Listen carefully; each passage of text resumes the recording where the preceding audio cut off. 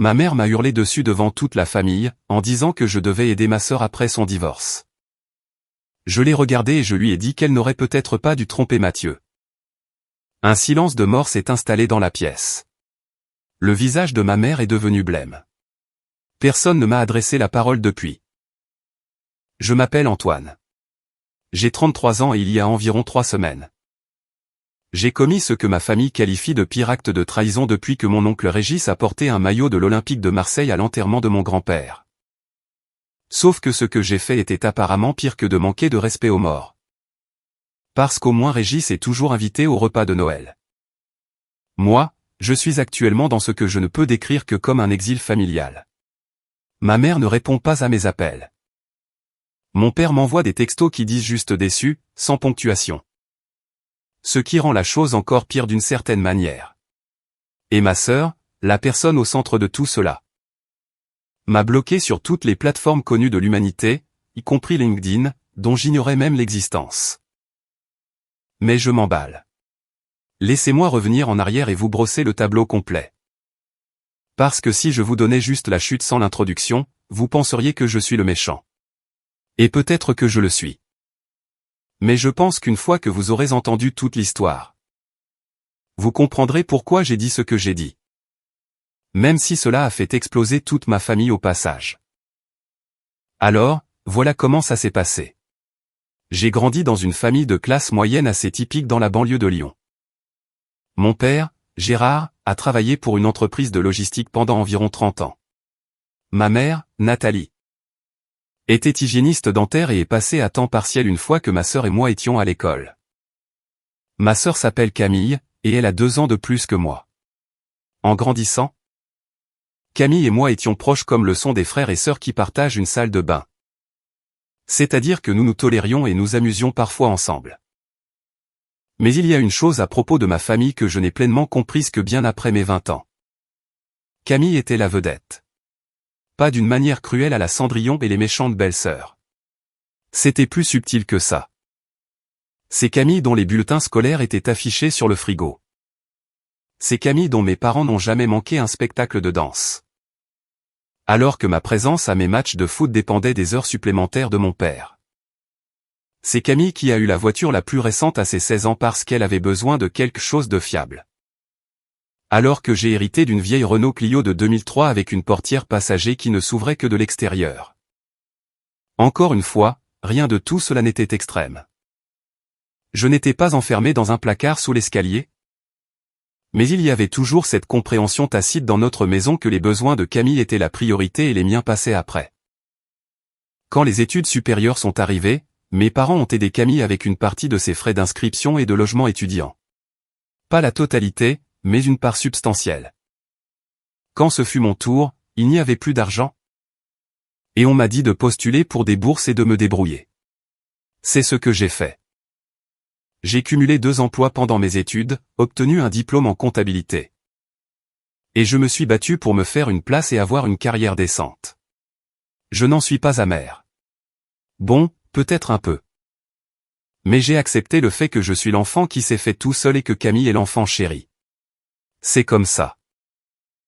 Maintenant, Camille a épousé un homme nommé Mathieu à 26 ans. Mathieu était l'un de ces types qui semblaient parfaits sur le papier, beau. Bon poste dans la vente pharmaceutique, conduisait une belle berline, savait charmer les parents. Ma mère aimait Mathieu comme s'il était le fils qu'elle avait toujours souhaité avoir. Ce qui était une expérience réjouissante à observer en tant que son fils biologique assis juste là à la table du dîner. Mon père pensait que Mathieu était quelqu'un de solide. Honnêtement, même moi j'appréciais ce type. Il était facile à vivre, apportait toujours de la bonne bière aux apéritifs, et ne rendait jamais les choses bizarres. Ils ont eu un grand mariage. Mes parents ont aidé à le payer. J'étais l'un des garçons d'honneur parce que Camille me l'avait demandé. Et je dois admettre que c'était un très bon moment. Ils ont acheté une maison dans un quartier pavillonnaire correct. Ont eu un golden retriever nommé Oscar et ont posté suffisamment de photos sur les réseaux sociaux pour vous faire croire qu'ils vivaient à l'intérieur d'un catalogue de la vie française saine et parfaite. Pendant environ 5 ans, tout semblait aller bien.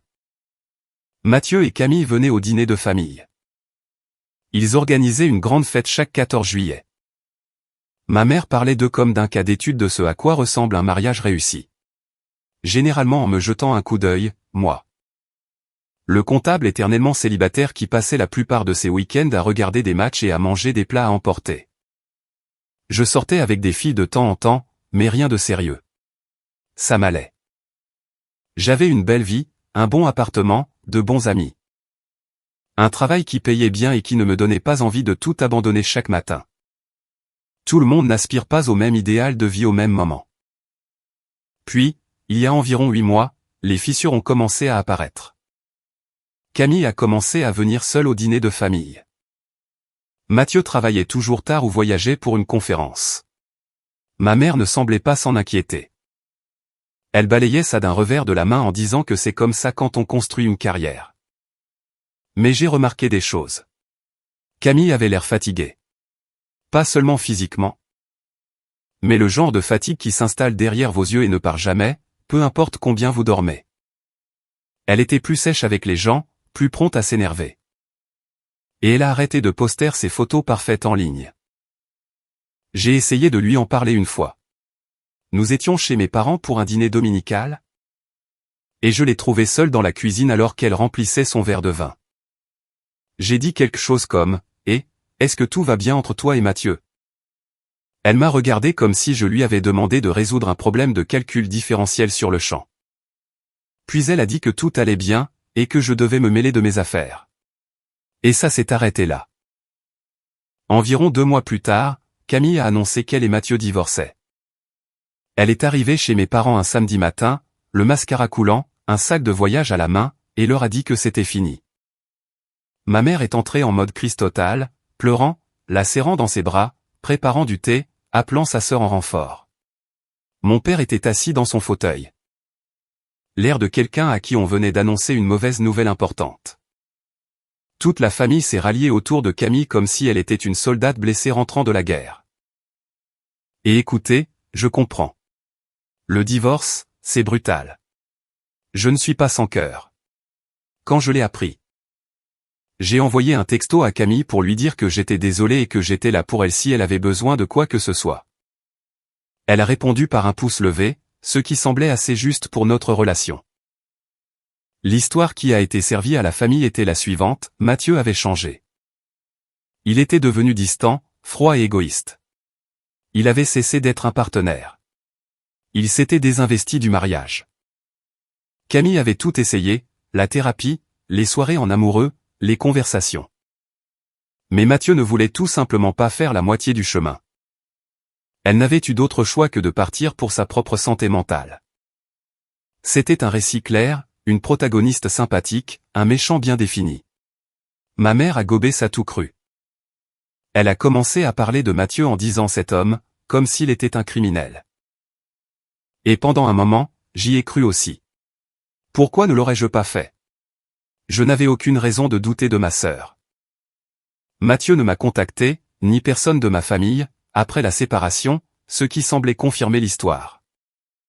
Il a juste disparu. Froid, n'est-ce pas? Exactement ce que ferait un mari désinvesti. Sauf que ce n'était pas toute l'histoire. Loin de là. Et j'étais sur le point de découvrir la vérité de la manière la plus inattendue qui soit. Mais cette partie vient plus tard. Pour l'instant, sachez simplement que la famille avait son récit. Camille était la victime, Mathieu était le méchant, et j'étais juste le frère sur la touche. Regardant tout ça se dérouler en mangeant les restes d'un gratin et en me demandant pourquoi ma famille semblait toujours avoir besoin d'une mise en scène pour se mobiliser. Ce que je ne savais pas encore, c'est que j'étais sur le point de devenir le prochain méchant de leur histoire. Et honnêtement, je ne l'ai même pas vu venir. Ainsi, pendant environ 3 mois après l'annonce du divorce, la famille a fonctionné selon le récit officiel. Camille est retournée vivre temporairement chez mes parents. Ma mère a transformé la chambre d'amis en ce qu'elle appelait l'espace de guérison de Camille. Avec une nouvelle literie, des bougies parfumées et une pile de livres de développement personnel. Mon père a discrètement pris en charge le paiement de la voiture et la facture de téléphone de Camille. Car elle prétendait ne pas pouvoir se les permettre pendant qu'elle se remettait sur pied. Personne ne m'a demandé si j'avais besoin de quelque chose, bien sûr. Mais c'est une habitude si ancienne que c'est pratiquement une tradition familiale à ce stade. Pendant cette période, ma mère a commencé à semer des graines. De petites remarques ici et là sur le fait que la famille doit rester soudée. Que Camille traversait la période la plus difficile de sa vie. Qu'il serait bien que je l'appelle plus souvent, que je lui rende visite davantage. Que je l'emmène peut-être dîner pour lui remonter le moral. J'ai fait une partie de tout ça. J'ai appelé Camille quelques fois par semaine, je l'ai emmenée au restaurant mexicain une fois. Et je l'ai même aidé à déménager certaines affaires de la maison qu'elle partageait avec Mathieu. Je n'étais pas un frère parfait, mais j'essayais. Mais ensuite, les demandes sont devenues plus importantes. Ma mère m'a appelé un jeudi soir et m'a dit que Camille avait besoin d'aide pour la caution d'un appartement qu'elle avait trouvé. Elle a dit qu'il manquait environ 3 000 € à Camille et m'a demandé si je pouvais participer. 3 000 €, ce n'est pas rien pour moi. Je gagne bien ma vie en tant que comptable, mais je ne nage pas dans l'or. J'ai mon propre loyer, mes propres objectifs d'épargne, ma propre vie. Mais j'ai dit que j'y réfléchirais, ce qui, dans ma famille, signifie que vous avez déjà dit oui et que vous n'avez juste pas encore signé le chèque. Avant même que je puisse prendre une décision, la vérité m'a rattrapé. Et elle m'a rattrapé de la manière la plus aléatoire qui soit. J'étais dans un bar sportif un samedi après-midi à regarder un match avec mon ami Tristan. Tristan est l'un de ces types qui connaissent tout le monde. Donc, nous sommes assis là et ce type s'approche de notre table et dit « Eh, tu es Antoine, n'est-ce pas ? Le frère de Camille. » J'ai répondu oui.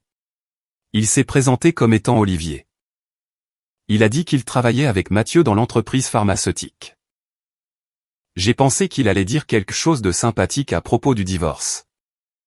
Peut-être me demander de transmettre ses vœux ou quelque chose du genre. Au lieu de ça, Olivier s'est assis, a commandé une bière et a procédé à la démolition complète de ma compréhension des 6 derniers mois. Il m'a dit que Mathieu ne s'était pas désinvesti du mariage. Mathieu avait découvert que Camille avait entretenu une relation inappropriée avec un autre homme. Pas une erreur d'un soir. Une relation qui durait depuis des mois, avec un homme nommé Damien, qu'elle avait rencontré lors d'un dîner d'anniversaire d'un ami. Olivier a dit que Mathieu avait été dévasté en l'apprenant. Qu'il avait essayé de convaincre Camille d'aller en thérapie de couple. Mais qu'elle avait refusé parce qu'elle ne pensait pas avoir fait quoi que ce soit de mal. Elle avait dit à Mathieu que s'il ne pouvait pas surmonter ça, c'était son problème. Mathieu a finalement déménagé parce qu'il ne supportait plus d'être dans la même maison avec quelqu'un qui ne voulait même pas reconnaître ce qu'elle avait fait. J'étais assis là, ma bière tiédissant dans ma main, fixant Olivier comme s'il venait de m'annoncer une nouvelle incroyable. Je lui ai demandé comment il savait tout ça. Il a répondu que Mathieu s'était confié à lui pendant le pire de la situation et qu'il était resté silencieux publiquement parce qu'il ne voulait pas traîner le nom de Camille dans la boue, surtout avec sa famille. Il a dit que Mathieu pensait que Camille serait au moins honnête avec ses propres parents. Clairement, ça ne s'était pas produit. J'ai remercié Olivier, lui ai serré la main, et j'ai passé le reste de l'après-midi à regarder la télé sans voir une seule action. Tristan m'a demandé ce qui n'allait pas, et je lui ai raconté. Sa réponse exacte a été « Mec, c'est lourd. Tu veux une autre tournée ?» Ce qui était honnêtement la chose parfaite à dire à ce moment-là. Maintenant, c'est là que les choses se sont compliquées. Je ne savais pas quoi faire de cette information. Une partie de moi voulait appeler Camille et la confronter directement. Une partie de moi voulait le dire à mes parents. Une partie de moi voulait ne rien faire du tout et prétendre que je n'avais jamais rien entendu. Parce que voilà le truc avec les secrets de famille. La personne qui les révèle n'est pas traitée en héros. Elle est traitée comme la grenade. Alors, j'ai gardé ça pour moi. Pendant environ 2 semaines, j'ai porté ça comme une pierre dans l'estomac. Chaque fois que ma mère appelait pour me donner des nouvelles de la recherche d'appartement de Camille, ou des progrès de sa thérapie, ou du parcours de Camille, j'avais envie de crier, mais je me taisais. Je me disais que ce n'était pas mon rôle, qu'il y avait peut-être 2 versions à chaque histoire. Et que je devrais accorder à Camille le bénéfice du doute. Puis ma mère m'a appelé un mercredi soir et a augmenté la pression à un niveau auquel je n'étais pas préparé. Elle m'a dit que Camille avait trouvé un appartement mais avait besoin d'aide pour le meubler. Elle a dit que les honoraires d'avocat de Camille pour la procédure de divorce s'accumulaient. Elle a dit que Camille luttait émotionnellement et financièrement et que la famille devait se serrer les coudes. Et puis elle a prononcé les mots qui m'ont frappé comme un camion. Elle a dit, « Antoine, je pense que tu devrais donner 10 000 € à Camille. » 10 000 €. Pas prêter. Donner. Elle a utilisé le mot donner très spécifiquement. J'ai failli rire. J'ai dit, « Maman, je n'ai pas 10 000 € qui traînent à donner à quelqu'un. » Elle a répondu, « Tu as des économies, Antoine. Tu es célibataire depuis des années sans enfant. Où va ton argent ?» Et ça, juste là, m'a dit tout ce que j'avais besoin de savoir sur la façon dont ma famille me voyait. Pas comme une personne avec ses propres objectifs financiers et ses limites, mais comme une ressource. Un puits d'argent inexploité qui existait pour financer le prochain chapitre de Camille. Je lui ai dit que je n'étais pas à l'aise avec ce montant et que j'avais déjà aidé Camille d'autres manières. Elle est restée silencieuse une seconde, ce qui, dans le manuel de ma mère, signifie qu'elle se préparait à me faire culpabiliser. Puis elle a dit, « Je ne comprends tout simplement pas pourquoi tu ne peux pas être là pour ta sœur comme elle le serait pour toi. » J'ai voulu dire, quand Camille a-t-elle jamais été là pour moi? Quand j'ai eu mon diplôme, Camille était en vacances avec Mathieu. Quand j'ai eu une promotion l'année dernière. Personne n'en a même parlé au dîner parce que Camille était contrariée par un problème avec son syndic de copropriété. Mais je n'ai rien dit de tout ça. J'ai juste dit que j'y réfléchirais et j'ai raccroché. Au cours des 2 semaines suivantes, la campagne de pression s'est intensifiée. Mon père m'a appelé, ce qu'il ne fait presque jamais. Et m'a fait un discours hésitant et clairement répété sur le fait que la famille est de la famille et qu'il m'avait élevé pour être généreux. Ma tante Chantal, à qui je parle peut-être 2 fois par an, m'a soudainement appelé pour me dire à quel point elle s'inquiétait pour Camille et que ce serait bien si je prenais mes responsabilités.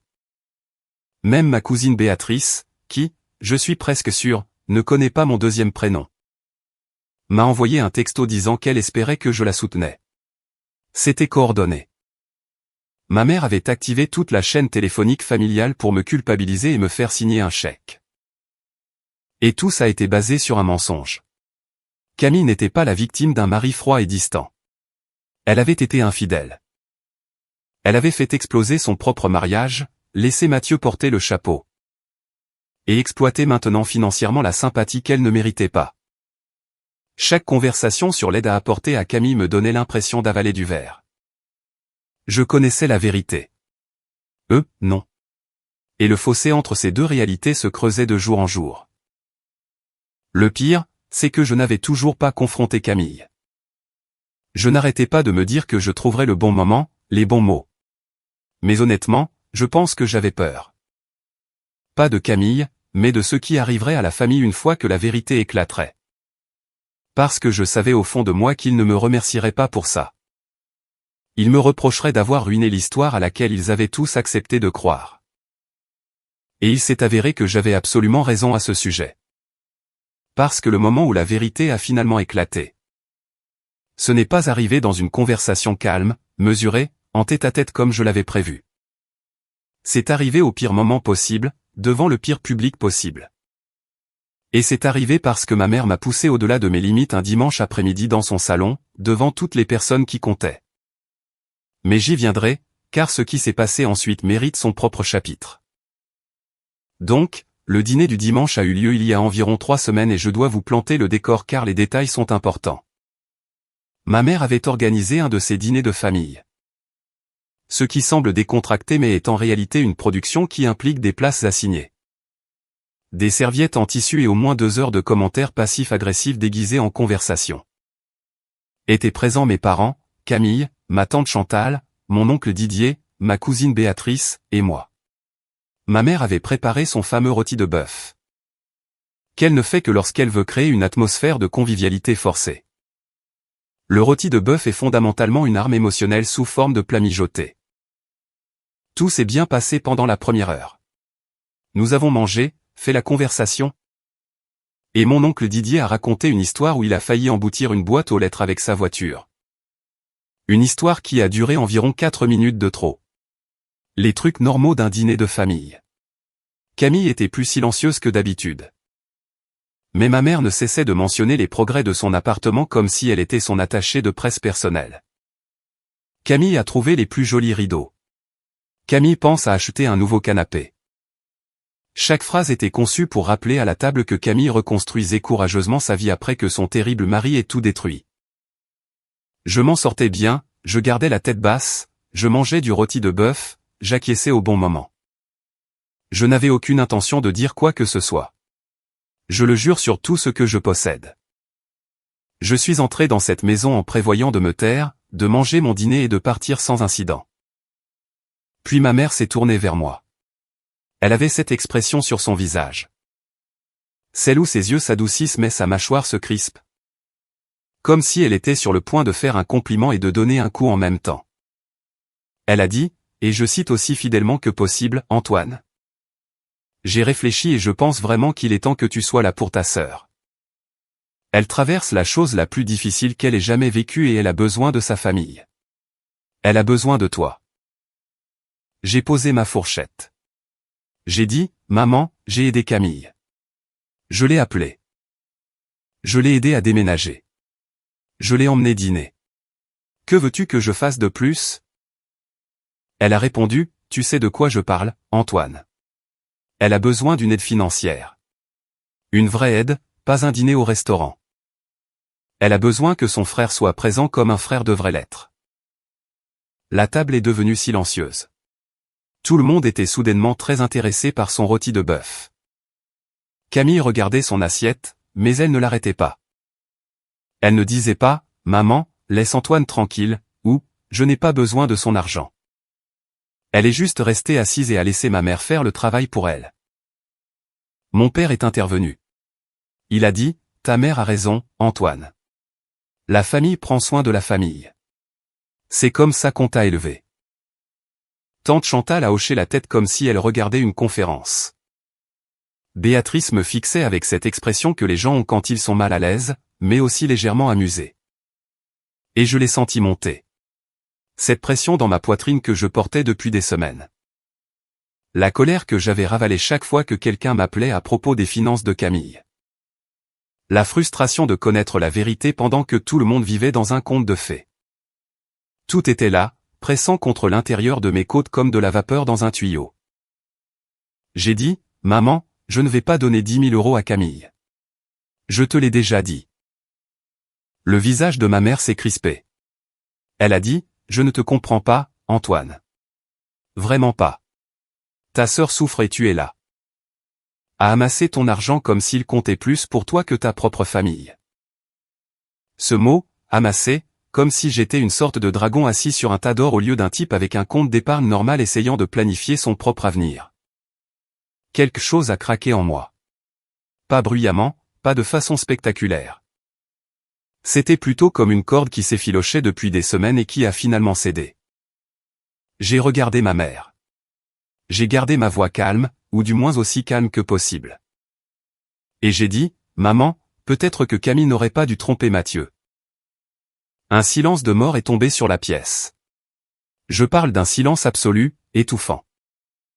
On aurait pu entendre une miette tomber sur le tapis. Le visage de ma mère est devenu blême. Pas rouge, pas en colère. Blême, comme si le sang avait quitté son corps. La tête de Camille s'est relevée d'un coup et elle m'a regardé avec une expression que je ne peux décrire que comme de la pure horreur. La fourchette de mon père était figée à mi-chemin de sa bouche. Oncle Didier avait l'air de calculer mentalement l'itinéraire le plus rapide vers la porte d'entrée. Tante Chantal a mis sa main sur sa bouche. Les yeux de Béatrice se sont écarquillés et je jurerais l'avoir vu attraper son téléphone sous la table. Je n'ai pas crié. Je ne me suis pas levé. Je suis juste resté assis et j'ai laissé le silence faire son travail. Camille a parlé la première.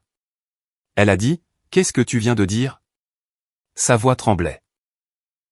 J'ai dit, « Je sais pour Damien, Camille. Je sais que Mathieu ne s'est pas désinvesti.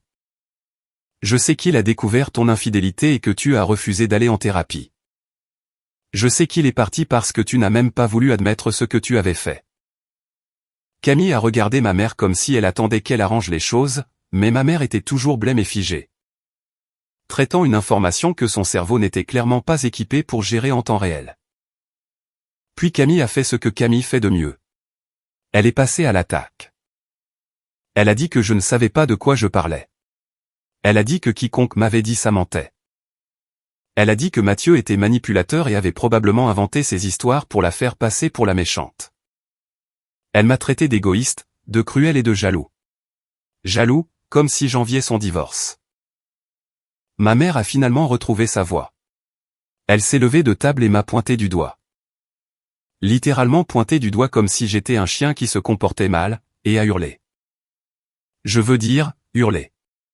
Elle a dit, « Comment oses-tu, Antoine ? Comment oses-tu dire une chose pareille devant cette famille ? Tu dois des excuses à ta sœur. Tu lui dois de l'aide.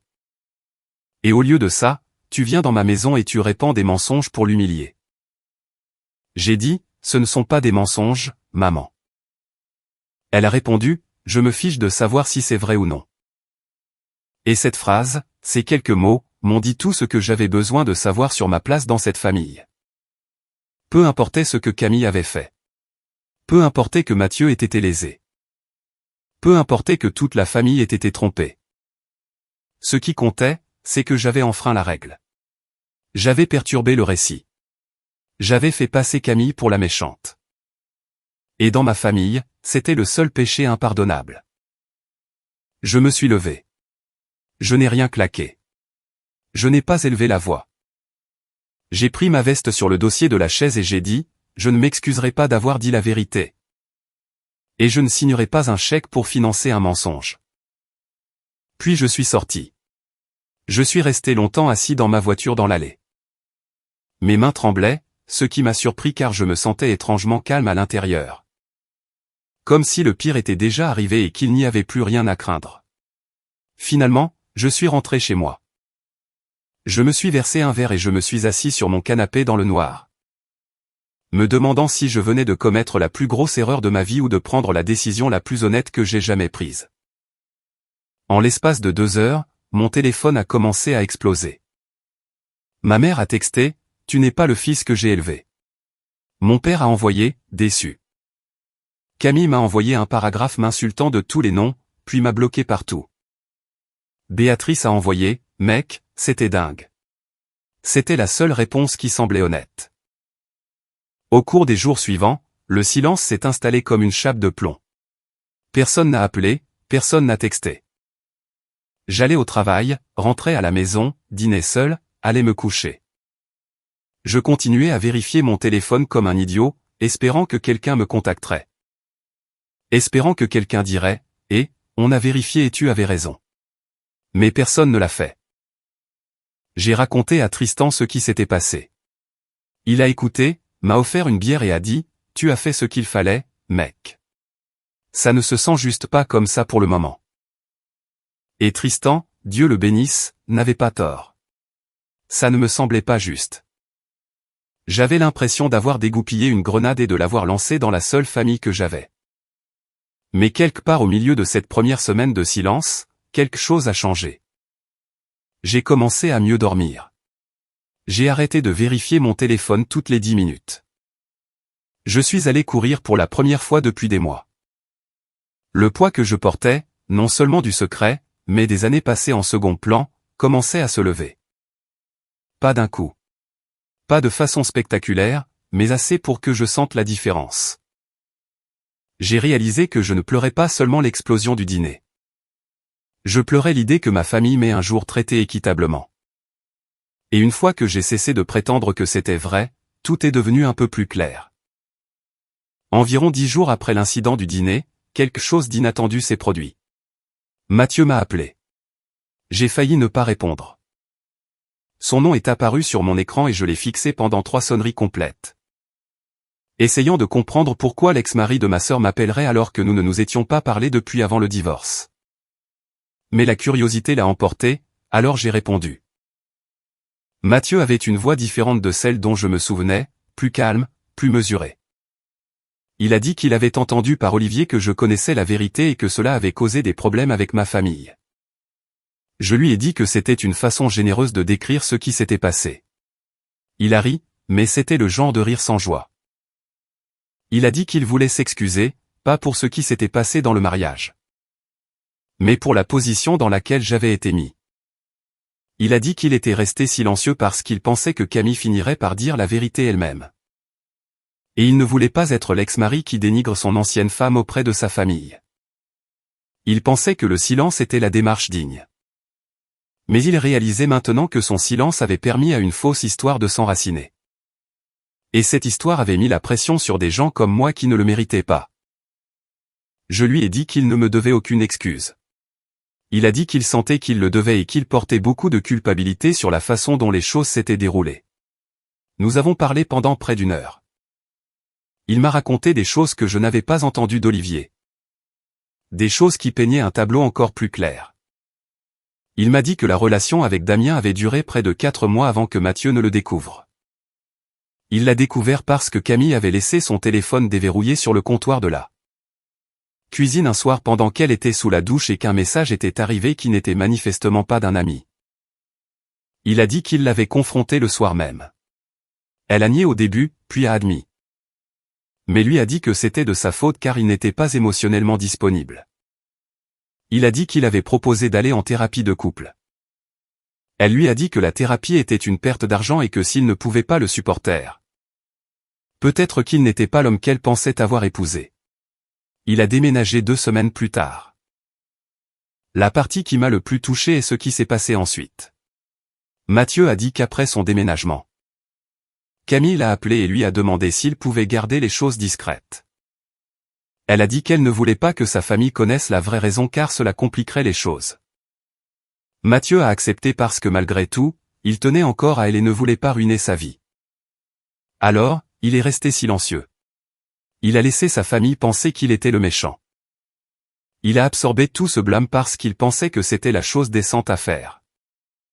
Et Camille a pris cette décence et l'a utilisée comme une arme. Elle a construit tout un récit de victime sur le silence de Mathieu et l'a utilisé pour obtenir de l'argent. De la sympathie et du soutien à tout le monde autour d'elle, y compris moi. Après cet appel téléphonique, j'ai ressenti quelque chose que je n'avais jamais ressenti auparavant. La clarté.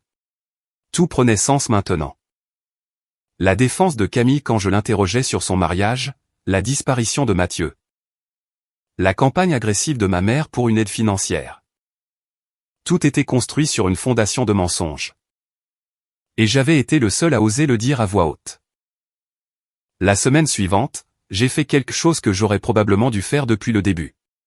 J'ai contacté Béatrice. Ma cousine avait toujours été la personne la plus honnête de notre famille.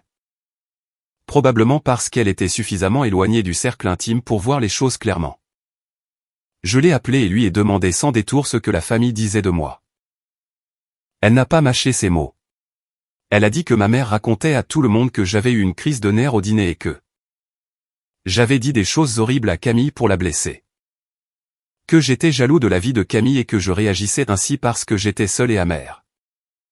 Que j'avais inventé des mensonges sur l'infidélité de Camille parce que je ne supportais pas de voir la famille se rallier autour d'elle au lieu de moi. Je dois être honnête, celui-là m'a fait mal. Non pas parce que j'y croyais, mais parce que j'ai réalisé que c'était probablement ainsi que ma mère me voyait réellement. Non pas comme quelqu'un qui disait une vérité dérangeante, mais comme une personne jalouse et malveillante qui voulait rabaisser sa sœur. Et peut-être que ce récit était plus facile à accepter pour ma mère que l'alternative. À savoir que son enfant chéri avait été la méchante depuis le début. Béatrice m'a dit quelque chose d'autre d'intéressant. Elle a dit qu'elle avait fait des recherches après le dîner parce que l'histoire du divorce ne lui semblait pas logique. Elle avait toujours pensé que Mathieu semblait être un type solide. Pas le genre froid et distant que ma mère décrivait. Alors, elle a contacté un ami commun qui parlait encore à Mathieu, et cet ami a tout confirmé. La relation inappropriée, le refus d'aller en thérapie, la dissimulation, tout. Béatrice a dit qu'elle me croyait. Elle a dit qu'elle était désolée que je traverse ça et qu'elle pensait que la famille était injuste. Elle a également dit qu'elle prévoyait de parler à sa mère, ma tante Chantal, de ce qu'elle avait appris. Je lui ai dit qu'elle n'avait pas à s'impliquer. Mais elle a répondu qu'elle était déjà impliquée dès l'instant où elle était assise à cette table de dîner à regarder ma mère me démolir. Quelques jours plus tard, les choses ont commencé à changer d'une manière que je pouvais sentir mais pas entièrement voir. Béatrice avait parlé à Chantal. Chantal, apparemment, avait appelé ma mère et lui avait demandé directement s'il y avait une part de vérité dans ce que j'avais dit. Ma mère, selon Béatrice, avait esquivé et s'était mise en colère, ce que Chantal a pris comme une confirmation. Chantal a ensuite appelé mon père, qui a admis qu'il avait entendu certaines choses. Mais que ma mère ne voulait pas que quiconque en parle. Donc, mon père savait, ou du moins soupçonnait, et il était quand même resté assis à cette table et m'avait dit qu'il était déçu. C'est à ce moment-là que j'ai cessé d'espérer une réconciliation selon leurs termes. J'ai réalisé que mes parents n'étaient pas intéressés par la vérité. Ils étaient intéressés par le maintien de l'histoire. Et quiconque menaçait cette histoire était l'ennemi, même leur propre fils. Mais c'est là que les choses ont pris une tournure que je n'avais vraiment pas vu venir. Le récit de Camille a commencé à s'effilocher de lui-même sans que je ne fasse rien. Cela a commencé quand quelqu'un dans le cercle social de Camille a commencé à parler de Damien. Apparemment, Damien n'était pas un type quelconque qui avait disparu après la relation. Il était toujours dans le tableau. Des gens avaient vu Camille et Damien ensemble au restaurant, à un concert, en train de faire du shopping. Elle sortait avec lui ouvertement, ce qui n'était pas un problème en soi puisqu'elle était divorcée. Mais l'image de sortir publiquement avec le type avec qui elle avait été infidèle à son mari. Tout en disant à sa famille que son ex-mari était la raison de l'échec de son mariage. Était une apparence que même Camille ne pouvait pas embellir. Ma mère a appris l'existence de Damien par une de ses amies qui avait vu Camille dans un café. Main dans la main avec un homme qui n'était certainement pas Mathieu. Ma mère a confronté Camille et Camille lui aurait dit que ce n'était pas grave et qu'elle avait commencé à voir quelqu'un de nouveau. Ma mère, n'étant pas stupide, lui a demandé depuis combien de temps elle le connaissait. Camille a bredouillé sa réponse et, d'un coup, la forteresse a commencé à s'effondrer. Béatrice me tenait au courant par texto.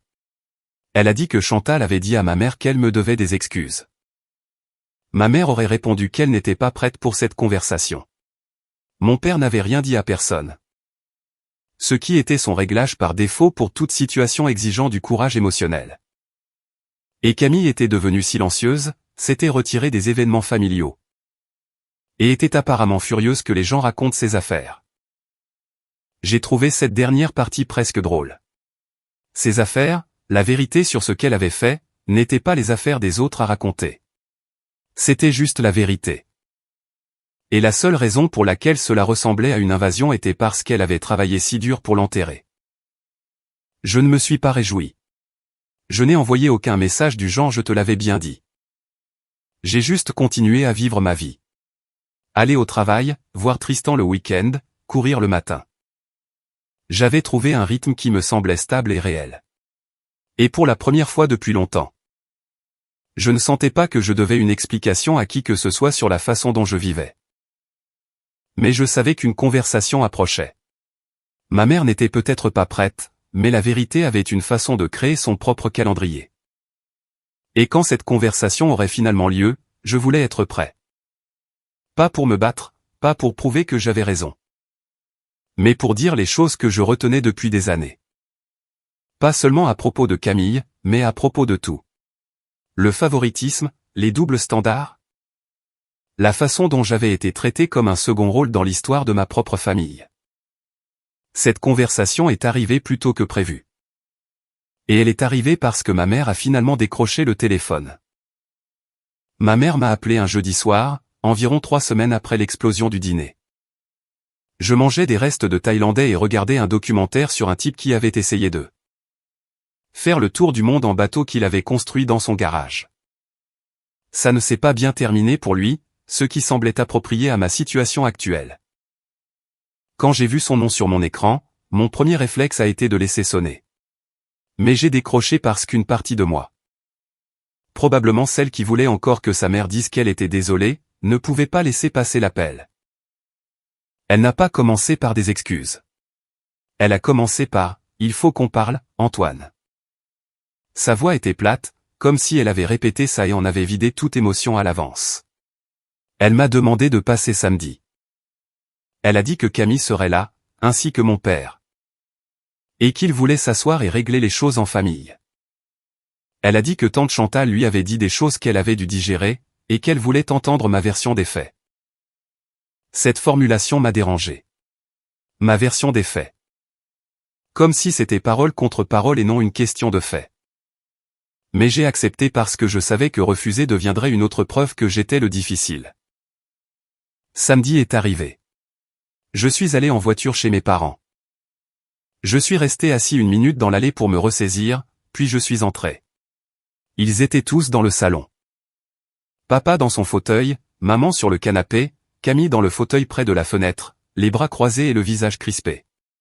Personne n'a souri quand je suis entré. Je me suis assis sur la chaise la plus proche de la porte, ce qui n'était pas une coïncidence.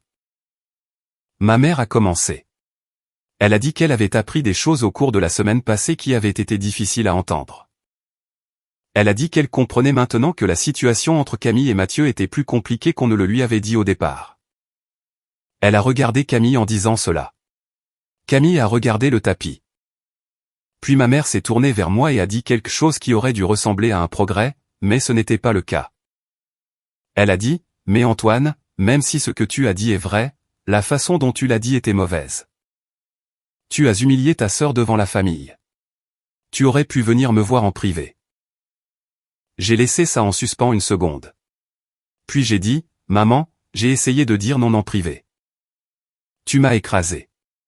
Tu as mobilisé toute la famille pour m'appeler et me mettre la pression. Tu m'as dit que j'amassais mon argent. À quel moment étais-je censé avoir cette conversation calme et privée alors que tu n'écoutais même pas le mot non ? » Elle n'avait pas de réponse à ça. Elle a pincé les lèvres et a regardé mon père, qui faisait sa classique imitation d'un homme qui souhaitait être n'importe où ailleurs sur terre. Je me suis tourné vers Camille. Elle fixait toujours le tapis. J'ai dit, « Camille, je dois te demander quelque chose. Pourquoi as-tu menti ? Pas seulement à eux, à moi. Je suis ton frère. Je t'ai aidé à déménager. J'ai pris tes appels. J'étais prêt à te soutenir dans la pire épreuve de ta vie. Et pendant tout ce temps, l'histoire n'était pas réelle. Pourquoi ne pouvais-tu pas simplement me dire la vérité ? » La pièce était si silencieuse. Je pouvais entendre l'horloge sur la cheminée faire tic-tac. Camille m'a regardé pendant un long moment. Puis elle a dit, « Parce que j'avais honte, Antoine. » C'est ce que tu veux entendre ? J'avais honte et je ne savais pas comment le dire à qui que ce soit. Alors j'ai raconté la version qui me permettait de passer la journée. Et puis ça a continué et je ne pouvais plus faire marche arrière. Je la crois. Vraiment. La honte est une chose puissante et je pense que Camille ne pouvait sincèrement pas faire face à ce qu'elle avait fait. Mais comprendre pourquoi quelqu'un a menti ne signifie pas que vous acceptez que les conséquences de ce mensonge vous soient imposées. Et c'est ce que je lui ai dit. J'ai dit, « Je comprends la honte, Camille. Mais tu n'as pas seulement raconté une histoire pour faire face. Tu as laissé maman et papa financer ta guérison. Tu as laissé toute la famille penser que Mathieu était un monstre. Tu as laissé maman me hurler dessus devant tout le monde parce que je ne voulais pas donner 10 000 € pour financer un mensonge. Ce n'est pas de la honte. C'est de la stratégie. » Camille a commencé à pleurer. De vraies larmes, pas des larmes de comédie. Ma mère s'est penchée et a posé sa main sur le genou de Camille, ce qui m'a tout dit sur ses instincts. Protéger Camille. Réconforter Camille, même maintenant. J'ai dit, « Maman, je dois te demander quelque chose aussi. » Elle m'a regardé avec cette expression crispée qu'elle a quand elle sait qu'elle va entendre quelque chose qu'elle ne veut pas entendre. J'ai dit, « Pourquoi ça a toujours été comme ça ? Pourquoi Camille a-t-elle toujours été la priorité ? Tu as payé pour ses études et pas les miennes. Tu as aidé pour son mariage et tu ne m'as jamais demandé comment j'allais. Toute la famille a organisé une chaîne téléphonique pour me presser de lui donner de l'argent. Mais personne n'a jamais pris de mes nouvelles comme ça. Pourquoi ? » Ma mère a ouvert la bouche, puis l'a refermée. Puis elle a dit, « Antoine, ce n'est pas juste. Nous vous aimons tous les deux également. » J'ai dit, « Je ne te demande pas si tu m'aimes. Je te demande pourquoi tu ne m'as jamais traité de la même manière, et tu sais que tu ne l'as pas fait. Tu as transformé une chambre d'amis en un espace de guérison pour Camille. Quand j'ai eu ma promotion l'année dernière, personne au dîner n'en a même parlé. Quand j'ai eu mon diplôme, Camille était en vacances. J'ai passé toute ma vie d'adulte à être l'enfant qui va bien, celui qui n'a besoin de rien. Et la seule raison pour laquelle c'est vrai, c'est parce que j'ai appris très tôt que demander ne me mènerait nulle part. Mon père, qui n'avait pas dit un mot de tout ce temps, s'est éclairci la gorge. Il a dit, « Antoine, nous ne voulions pas que tu te sentes comme ça. » Je pouvais dire qu'il le pensait. Il avait l'air sincèrement surpris, comme si c'était la première fois qu'il entendait tout ça. J'ai dit, « Je sais que vous ne le vouliez pas, mais vous l'avez fait. » Personne n'a parlé pendant un moment. Camille pleurait doucement. Ma mère fixait la table basse comme si elle l'avait personnellement offensé. Mon père se frottait l'arête du nez comme il le fait quand il est dépassé. Puis ma mère a dit quelque chose qui m'a surpris. Elle a dit, « Tu as raison de dire que j'ai trop insisté pour l'argent. Et je suis désolé pour ce que j'ai dit sur le fait que tu n'es pas le fils que j'ai élevé. » Ce n'étaient pas des excuses complètes. Ce n'était pas une reconnaissance du schéma plus large, mais c'était quelque chose, et je pouvais dire que ça lui coûtait. Camille m'a regardé et a dit, « Je suis désolé d'avoir menti, Antoine. Je suis désolé de t'avoir laissé porter le chapeau pour quelque chose que j'ai causé. Et je suis désolé de n'avoir jamais été là pour toi comme tu l'as été pour moi. » J'ai hoché la tête. Je n'ai pas dit que ce n'était pas grave, parce que ça ne l'était pas, mais j'ai dit, merci. Je leur ai dit que j'avais besoin de temps. Pas pour toujours, juste de l'espace pour déterminer quel genre de relation je voulais à l'avenir, selon mes propres termes. Une vraie. Où je suis traité comme si j'avais autant d'importance que n'importe qui d'autre dans la pièce. Ma mère a un peu pleuré. Mon père m'a serré la main à la porte, ce qui semble froid. Mais c'est en fait le geste le plus émotionnel que Gérard ait jamais fait. Camille m'a serré dans ses bras et a dit, « Je serai là quand tu seras prêt. » J'ai dit, « Je sais. » Je suis rentré chez moi et pour la première fois depuis des semaines. Je n'avais pas l'impression de porter quelque chose que je ne pouvais pas poser. Le poids n'avait pas complètement disparu, mais il s'était transformé en quelque chose de gérable. Quelque chose que je pouvais porter selon mes propres termes. C'était il y a environ une semaine. Les choses ne sont pas réglées. Ma mère et moi avons échangé quelques textos brefs. Rien de profond, juste le début de quelque chose plutôt que la fin. Camille et moi n'avons pas encore parlé, mais elle m'a débloqué, ce qui je prends comme un bon signe. Mon père m'a envoyé un texto qui disait, « Fier de toi fils. » 4 mots, pas de ponctuation. Mais cela signifiait plus que tout ce qu'il avait dit depuis des années. J'ai parlé à Mathieu une dernière fois. Je lui ai dit que la famille connaissait maintenant la vérité. Il a dit qu'il était soulagé, non pas parce qu'il voulait se venger, mais parce qu'il était fatigué d'être le méchant dans une histoire qu'il n'avait pas écrite. Je lui ai dit que je le respectais d'être resté silencieux aussi longtemps. Il a dit que la prochaine fois, il parlerait plus tôt. Je lui ai dit qu'il ne devrait pas y avoir de prochaine fois. Tristan m'a emmené manger des hamburgers vendredi pour célébrer ce qu'il a appelé mon jour de l'indépendance émotionnelle. Il m'a acheté une carte qui disait joyeux anniversaire sur le devant parce que le magasin n'en avait pas pour félicitations pour avoir fait exploser ta famille pendant le dîner au rôti de bœuf. Juste remarque. Je vais bien. Mieux que bien. Je ne suis plus en colère. Je ne porte plus les secrets des autres. Et pour la première fois de ma vie, j'ai l'impression que ma famille me voit. Pas comme l'enfant de secours, pas comme le distributeur de billets. Comme Antoine, le type qui a dit la vérité même quand toute la pièce était contre lui. On ne doit un mensonge à personne juste parce que la vérité les met mal à l'aise. Et on ne doit certainement à personne 10 000 € pour maintenir ce mensonge en vie. Merci d'avoir lu, tout le monde. J'irai bien. Et le rôti de bœuf était bon, au fait. Ça n'a pas changé. Si vous avez aimé, n'oubliez pas de laisser un commentaire et de soutenir la chaîne en vous abonnant. À bientôt pour les prochaines stories.